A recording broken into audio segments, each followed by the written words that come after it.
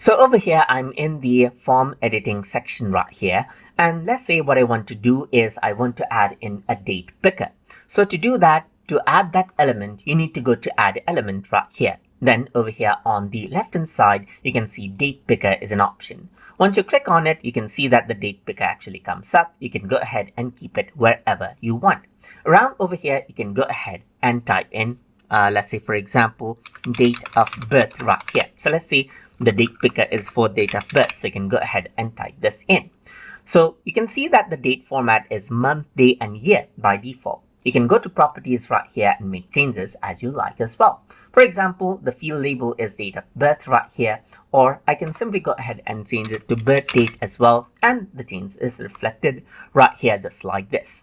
If I were to set it to right, this is what you have. You can set it to top and even set it as form default.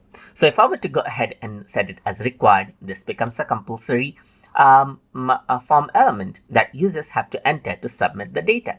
You can even change the separator right here, and you can see the change right here. Like you can set it to dot, slash, or dash. So let's go to slash right here.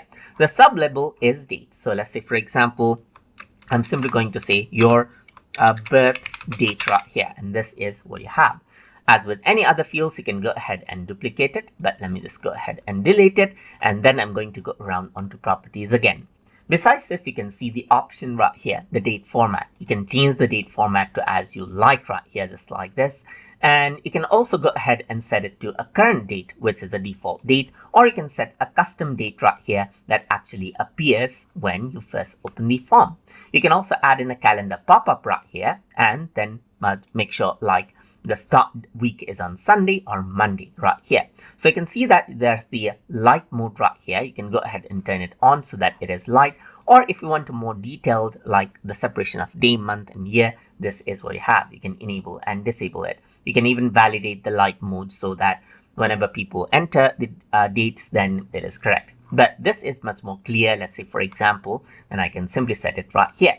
So you can see that these are the months right here. If you want to go ahead and then change this out, like let's say for example you just want to show out Jan, Feb, March, then that is something that you can do as well. You can actually see the short form right there. I can go ahead and change this out right here. So depending on the short form that you want, you can go ahead and change that out right here just like this as well.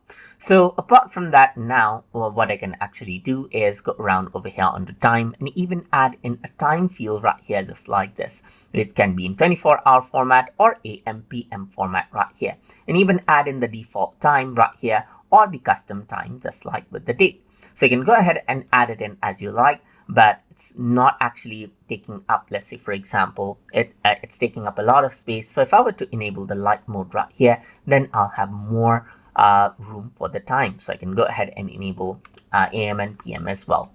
We can also add in a limit, like you can add in an age verification. So let's say the minimum age right here that you want is, let's say for example, 16 right here. So whenever someone enters out a date below that age, then they won't be able to submit.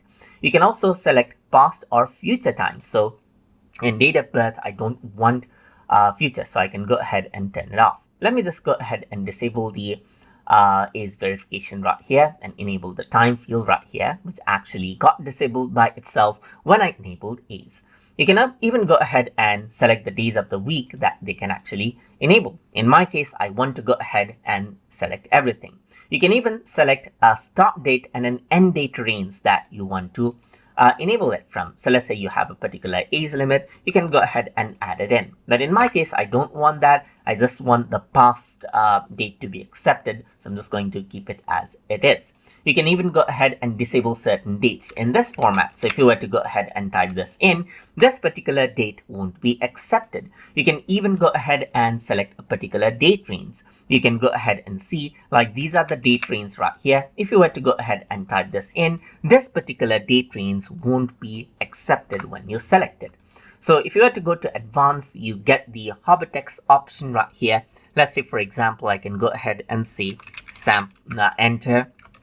enter the day you were born right here, just like this. So I can go ahead and type this in, and then you can set it to read only, but I do want to take information from the user. So I should not set it to read only. You can shrink it out right here as well. As you can see right here, you can shrink out the information, then make it into a new line, or even hide this form field from the user.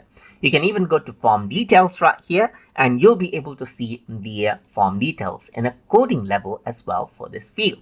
So this is how you can go ahead and work around with the date picker. And if I were to preview out the form now right here, just like this, then you can see that this is the date picker. You can go ahead and select out a particular date right here and even the time as you want. So that is how you can go ahead and then work around with the date picker field settings inside of Jotform. So hope you guys learned something as always. And as always, please like, comment, share, and subscribe